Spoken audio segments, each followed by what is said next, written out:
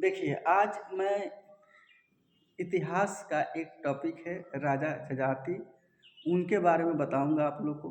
हमें जानना चाहिए कि हम लोग चूँकि राजा जजाति के ही वंशज हैं, इसलिए जानना स्वाभाविक है, जानना लाज़मी है कि हम लोग जानें कि राजा जजाति कौन थे, उनके वंशज कौन हैं। तो आप लोग जानिए कि राजा जजाति जो है पांडवों के पूर्वज थे। जो पांडव महाभारत में पांडव कौरव है ना, ऐसा माना जाता है कि मतलब पांडवों के वो पूर्वज थे।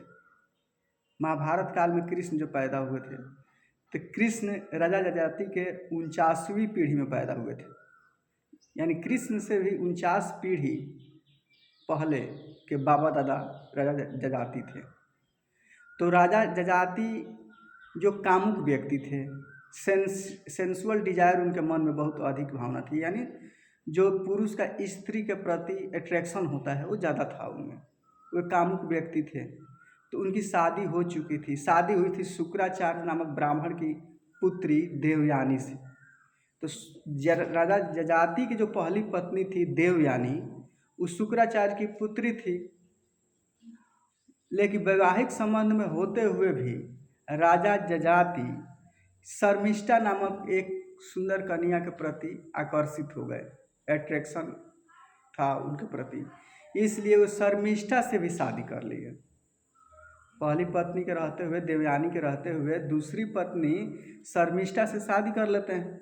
तो देवयानी के जो पिता थे शुक्राचार्य ब्राह्मण थे, उन्होंने श्राप दिया, राजा जजाति को श्राप दिया कि आप मेरे पुत्री के साथ छल किए, धोखा किए, इसलिए मैं श्राप देता हूँ कि आपका यौन अवस्था जो है, जवानी जो है, ख़त्म हो जाए। तो उन्होंने श्राप दिया, जिसका परिणाम हुआ कि 35-40 वर्ष की उम्र होते होते राजा जजाति बूढ़े दिखने लगे, काफ़ी एज में दिखने लगे। उनका जवानी जो था ढलान क्यों चल पड़ा। इससे राजा जजाति को चिंता हुई और उन्होंने सोचा कि मैं अपने पुत्रों से अपनी जवानी ले लेता हूँ, जवान अवस्था ले लेता हूँ। तो आप लोग को मालूम होना चाहिए कि देवयानी के 2 पुत्र थे।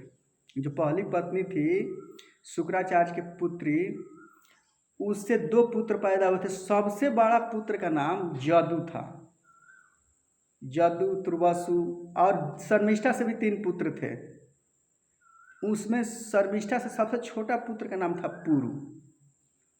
अब ये 5 पुत्र हुए, देवयानी से 2 और शर्मिष्ठा से 3।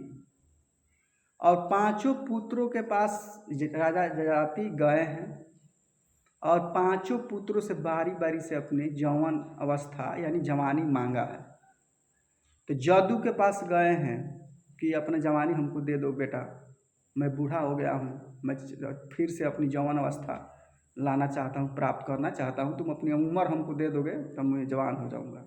जदु ने बहुत कुछ सोचा और जदु ने इनकार कर दिया, अपने पिता को जवानी देने से इनकार कर दिया, क्योंकि वो जदु सोचा कि मैं अगर अपनी उम्र पिताजी को दे देता हूँ और पिताजी का संबंध माँ से बनेगा, तो ये जो बेटा का संबंध एक माँ से कैसे बन सकता है, क्योंकि मेरे जवानी के बदौलत तो संबंध बनाएंगे।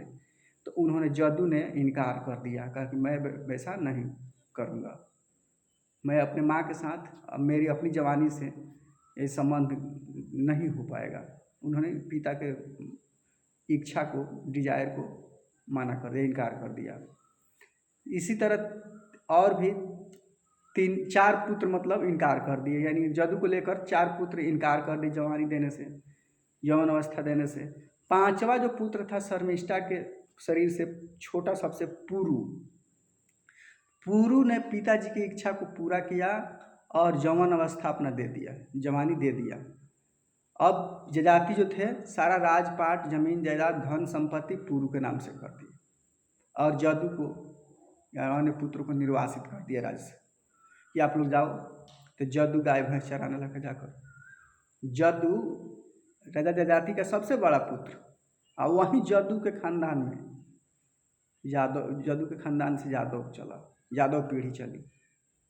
तो आप लोग समझ गए होंगे कि जदु कौन था। जदु राजा जजाति के सबसे बड़ा पुत्र था, उनसे जो वंशज चला यादव, और उसी जजाति में जदु हुए। जदु के ही पीढ़ी में, राजा जजाति के ही पीढ़ी में 49वीं पीढ़ी में कृष्ण का जन्म हुआ था। और उसके बाद महाभारत काल से आज तक इतना मतलब देश की आबादी बढ़ी है। तो राजा जजाति के 5 पुत्र थे, जिनमें सबसे बड़ा पुत्र जदु था और सबसे छोटा पुत्र पुरु था। पुरु को राजगद्दी मिल गई और उसको सारा राजपाट मिल गया था। तो आप लोग समझ सकते हैं कि किसका वंशज कहाँ है। ये समझ राजा जजाति से हम लोग को ये देखना है। ठीक है। महाभारत की जहाँ तक बात की जाए तो ऐसा अनुमान लगाया जाता है कि 900 ईसा पूर्व की बात है। ये 2026 चल रहा है ना, ये 2026 वर्ष पहले जाएंगे तो 0 वर्ष पर चले जाएंगे, 0 ईस्वी पर, और 0 से 900 वर्ष पहले, यानी लगभग 3300 वर्ष पहले महाभारत हुआ था। उससे पहले भी 49 पीढ़ी पहले राजा जजाति थे। तो राजा जजाति लगभग हम मान सकते हैं कि 4000 वर्ष पहले की कहानी है। वहाँ से हमारी पीढ़ी यहाँ तक आई है। तो राजा जजाति के बारे में आप लोग समझ गए। ये इतिहास से उठाया गया प्रसंग है और बच्चों के सिलेबस में भी दिया गया है। मैं पढ़ाता भी हूँ, इसलिए आप लोग के सामने राजा जजाति के बारे में रख दिया कि उनकी जो पहली पत्नी थी देवयानी, ये दूसरी पत्नी शर्मिष्ठा। देवयानी के रहते हुए भी वह वैवाहिक संबंध में शर्मिष्ठा से हुए। शुक्राचार्य ने श्राप दिया, इनकी जवानी ढलने लगी और पुत्रों के पास जवानी मांगने गए तो कोई पुत्र तैयार नहीं हुआ। एक पुत्र तैयार हुआ था पुरु, और जदु तो पहले ही इनकार कर दिए थे, इसलिए उनको निर्वासित होना पड़ा। तो ये राजा जजाति और उनके वंशजों की कहानी है। इसी राजा जजाति के ही पीढ़ी में 49वीं पीढ़ी में कृष्ण का अवतार हुआ था या पैदा हुए थे, आप कह सकते हैं।